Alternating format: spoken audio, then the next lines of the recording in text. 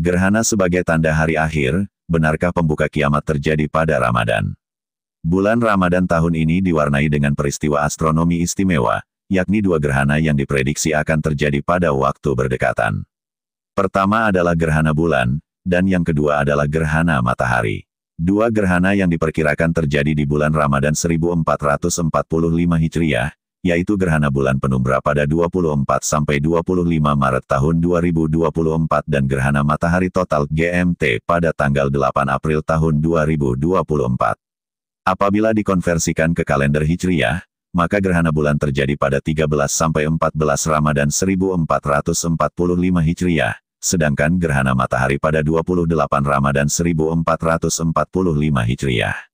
Namun, sebagaimana dikutip dari laman brin.go.id, fenomena astronomi ini tidak melintasi wilayah Indonesia.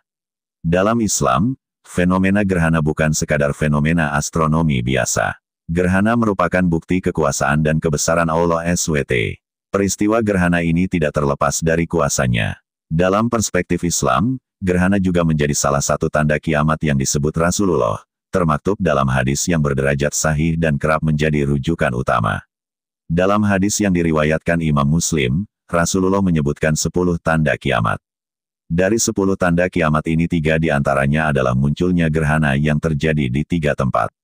Berdasarkan hadis tersebut dapat diketahui bahwa tanda-tanda kiamat semakin dekat adalah sebagai berikut. 1.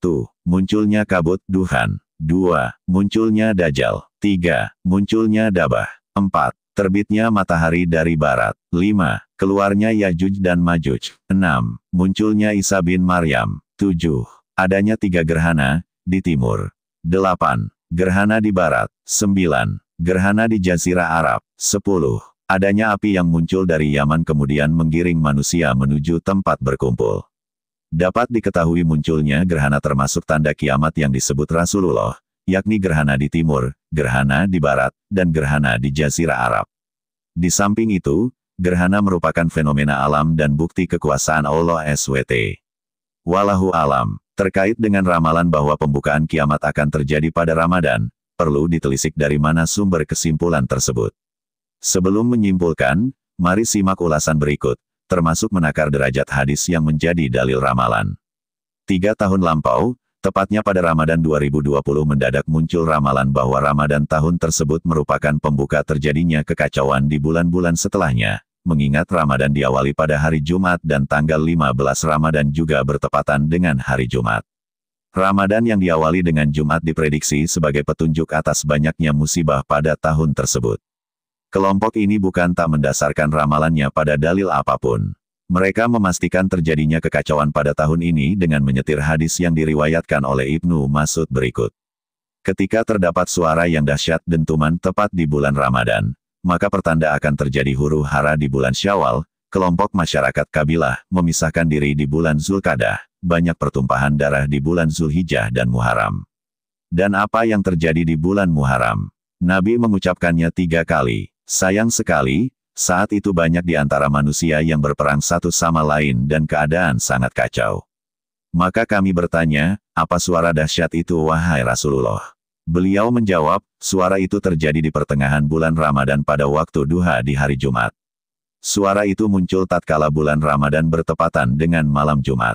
Suara teriakan ini akan membangunkan orang-orang tidur, menjatuhkan orang-orang yang tegap berdiri, dan menjadikan para wanita terhempas keluar dari kamar-kamarnya pada malam Jumat selama 1 tahun, banyak terjadi gempa dan cuaca yang sangat dingin.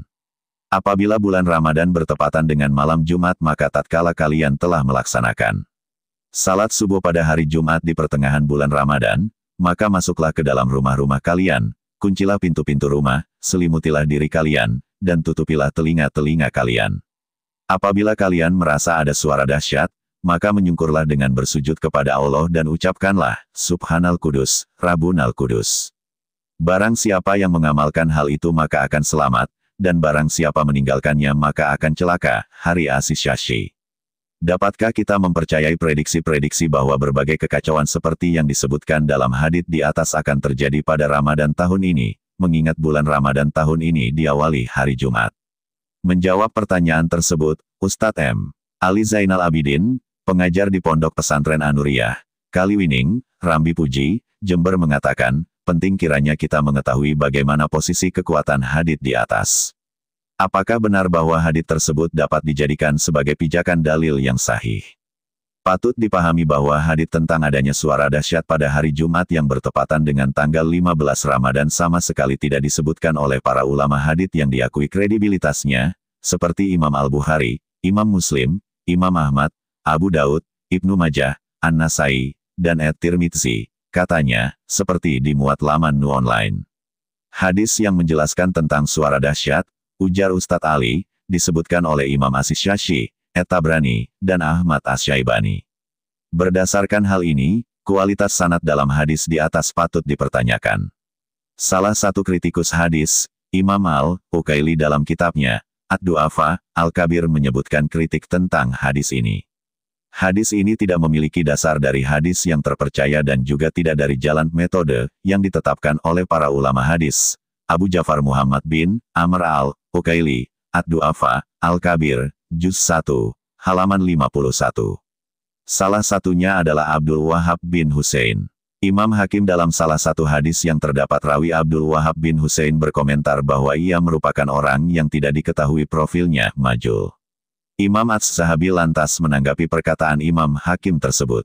Di dalam hadis ini terdapat Abdul Wahab bin Husain, dia adalah orang yang tidak diketahui. Aku As-Zahabi berkata, hadis ini maudhu, palsu. As-Zahabi, Muhtasar Istidrak As-Zahabi, ala Mustadrak Al-Hakim, Juz 4, halaman 522. Kesimpulan, melihat kualitas hadis yang jadi dasar ramalan bahwa Ramadan menjadi pembuka kiamat, bisa disimpulkan bahwa pendapat ini lemah dan sulit dipercaya kebenarannya. Wallahu alam.